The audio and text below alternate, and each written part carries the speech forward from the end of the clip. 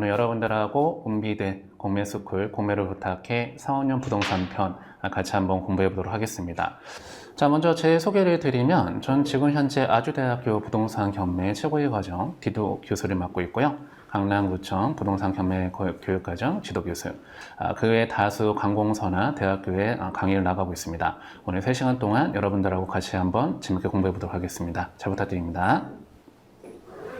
자, 오늘 여러분들하고 기본적인 내용하고 상가를 투자했던 실제 사례들을 같이 공부해 볼 건데요. 오늘 한번 재밌게 공부해 보도록 하겠습니다. 자, 경매. 처음에 법률적인 성격부터 배워보도록 하겠습니다. 경매는 금전채권을 민사집행법으로 회수하는 민사집행법에 따라서 진행되는 제도를 경매라고 얘기하고요. 공매는 체납세액을 징수하는 행정처분으로 수법으로 진행하는 절차를 공매 절차라고 얘기를 합니다. 이 경매와 공매에서 가장 큰 차이점 중에 하나가 바로 뭐냐면은 명도 책임에서 둘 다 매수자한테 명도 책임이 있는 건 맞는데, 경매에는 인도명령 제도라는 게 있는데 공매에는 그 인도명령 제도가 없다라는 게 가장 큰 차이점 중에 하나입니다.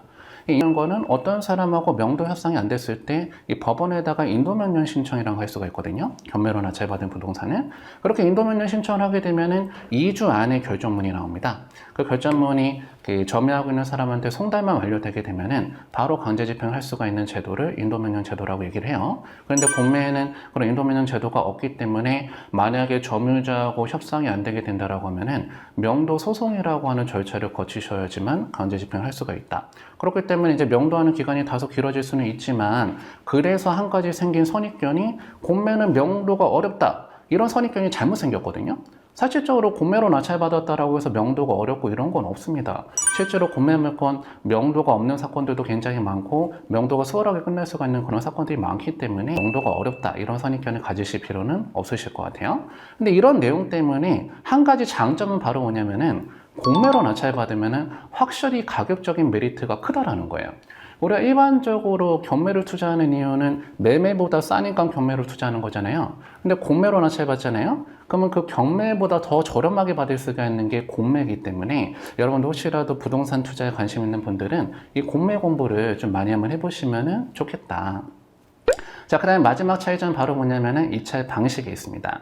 시장 입찰 방식으로 진행을 하고요. 기일 입찰, 정해져 있는 기일날 가서 입찰을 해야 되는 방식인데 공매 입찰이죠. 그 다음에 이제 정해진 기간 안에 언제든지 입찰표를 제출하면 되는 기간 입찰 방식을 사용하고 있다. 이 공매 같은 경우는 인터넷으로 입찰하다 보니까 이게 가장 큰 메리트가 아닌가. 굳이 여러분들이 어떤 물건 입찰하고자 하실 때 현장에 가서 입찰할 필요가 없다라고 하는 거죠. 경매는 무조건 현장 입찰로 가야 되다 보니까 아침에 그 서류들을 챙겨갖고 법원에 가야 되는 게 가장 큰 단점 중에 하나다. 실제로 이제 경매로 이제 입찰하게 되면 어떠한 불편한 점이 있냐면요. 만약에 내가 살고 있는 소재지 근처에 있는 부동산을 낙찰받겠다?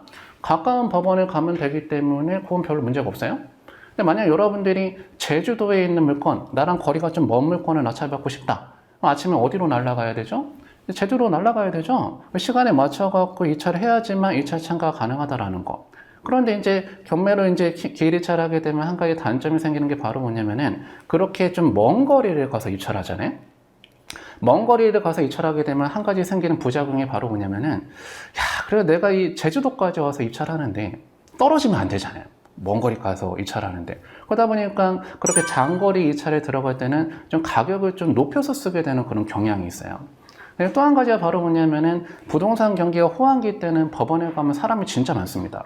사람이 진짜 많기 때문에 법원에 딱 도착해 보니까 사람이 너무 많아. 그러다 보니 내가 쓰고자 했던 입찰 가격보다 좀 더 높게 쓰게 되는 이런 경향이 생기는데, 공매는 인터넷에 입찰하다 보니까 원래 그대로 입찰이 가능하다라는 그런 장점이 있다라고 하는 거죠.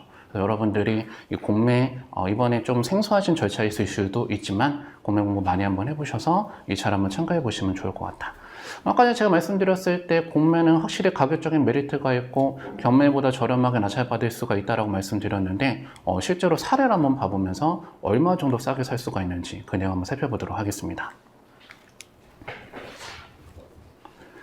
자, 이게 이제 바로 실제로 있었던 사례인데요. 그 서울 송파구에 위치하고 있었던 단독주택이 경매랑 공매로 동시에 나왔었던 사건입니다. 해당 물건 참 특이하게도 경매랑 공매가 동시에 진행됐던 사건인데, 실제로 그렇게 진행되는 게 가능합니까? 라고 질문하시면 그게 가능하죠.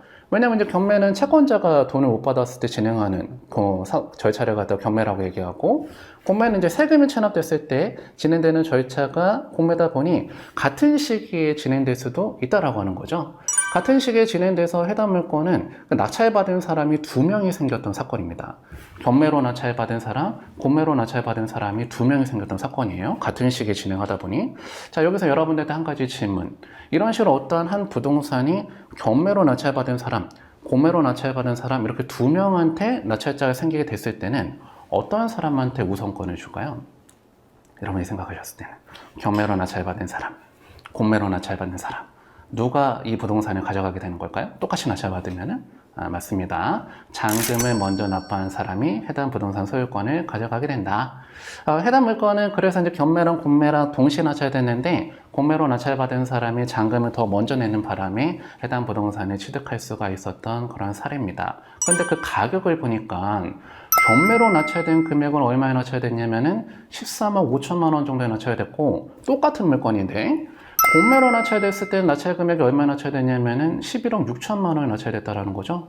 똑같은 물건인데 절차만 다르다는 이유로 2억 정도가 싸게 살 수가 있었던 부동산이다. 그렇기 때문에 공매는 그만큼 가격적인 메리트가 있다는 게 가장 큰 장점입니다. 여러분들이 이번에 온비드를 갖다가 적극적으로 한번 활용해 보시면 좋을 것 같아요.